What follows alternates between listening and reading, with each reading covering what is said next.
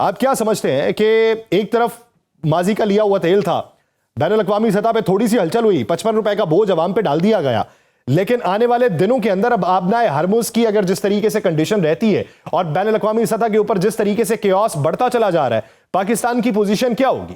देखिए, आपके सवाल का जो जवाब है उसका क्रिटिकल एलिमेंट है मुद्दत।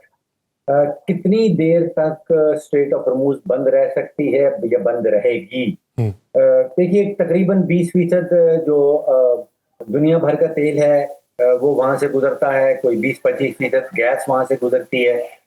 मेरा जाती नैरेटिव कुछ ये है कि जो ममालिक इस वक्त तेल प्रोड्यूस करने वाले हैं, तेल एक्सपोर्ट करने वाले हैं, उनमें सऊदी अरेबिया है, कुवैत है, कतर है, ईरान खुद से है, इराक है।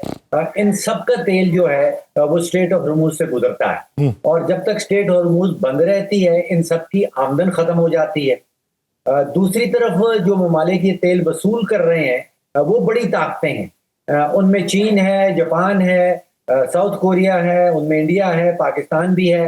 जब तक स्ट्रेट ऑफ हॉर्मूज बंद रहती है इन सब ममालिक का जो मामला है वो क्राइसिस स्टेट में रहता है।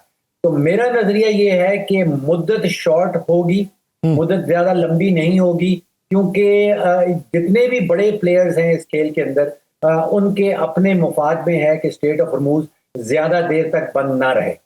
जहां तक अमेरिका का ताल्लुक है वहां से जो खबर आ रही है कि तीसरा बहरी बेड़ा जो है वो अटलांटिक से मूव हो रहा है टुवर्ड्स अरेबियन सी, टुवर्ड्स पर्शियन गल्फ, और उसका मकसद ये होगा कि स्ट्रेट ऑफ हॉर्मूज को ताकत के जोर के ऊपर जो है वो उसको खुला रखा जाए और तेल और गैस की जो वहां से चलना है, जो वहां से आना है उसको कायम रखा जाए।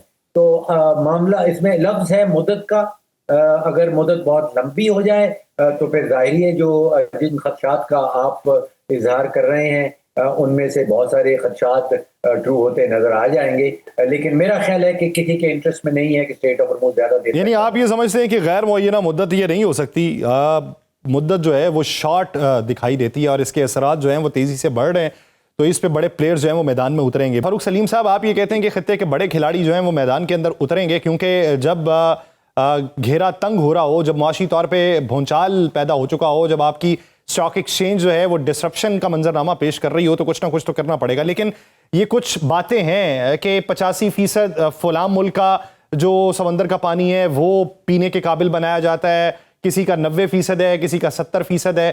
क्या रिटेलिएशन वापस ना करने की वजूहात अरब ममालिक के पास ये हैं कि उन्हें ये खदशा है कि मजीद हमले होंगे, या फिर वजूहात कुछ और हैं, वो ये समझते हैं कि जिन अहदाफ को निशाना बनाया जा रहा है इससे हमारा कोई लेना देना नहीं? देखिए, दो चीजें हैं। पहली चीज तो यह है कि मुझे एक बहुत बड़ा इख्तलाफ नजर आ रहा है। जो खतरे की घंटियां मीडिया के अंदर बजती नजर आ रही हैं वो जो हम एक टर्म इस्तेमाल करते हैं कलेक्टिव विजडम, जिसका आपने भी जिक्र किया, जो स्टॉक एक्सचेंजेस हैं उसको हम कह लेंगे कि इज्तमाही हिकमत क्या कहती है।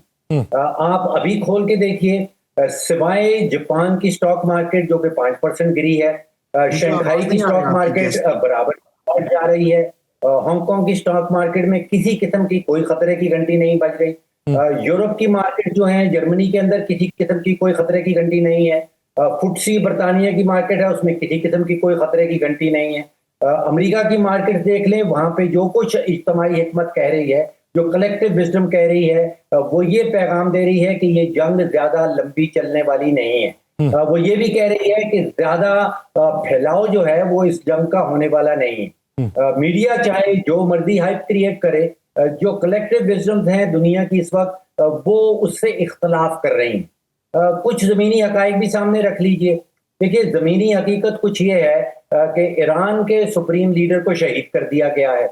एक जमीनी हकीकत ये भी है कि ईरान की तकरीबन सारी एयरफोर्स जो है वो नाकाबिल इस्तेमाल हो चुकी है। ईरान की जो नेवी है उसके तकरीबन 17-18 जहाज जो डुबोए जा चुके हैं। मेरे ख्याल में जंग फैलना, मुसलमानों का आपस में लड़ना, ये किसी के भी मुफाद में नहीं है। हमें जाना चाहिए, हमें इस सिमत में जाना चाहिए कि मुसलमानों की जानों को तहफ़्फ़ुज़ मिले और मुसलमान कहीं भी आपस में लड़ते हुए नजर ना आए। अच्छा, मुसलमान कहीं भी लड़ते हुए नजर ना आए और जंग की तवालत जो है ये किसी के भी मफाद में नहीं है।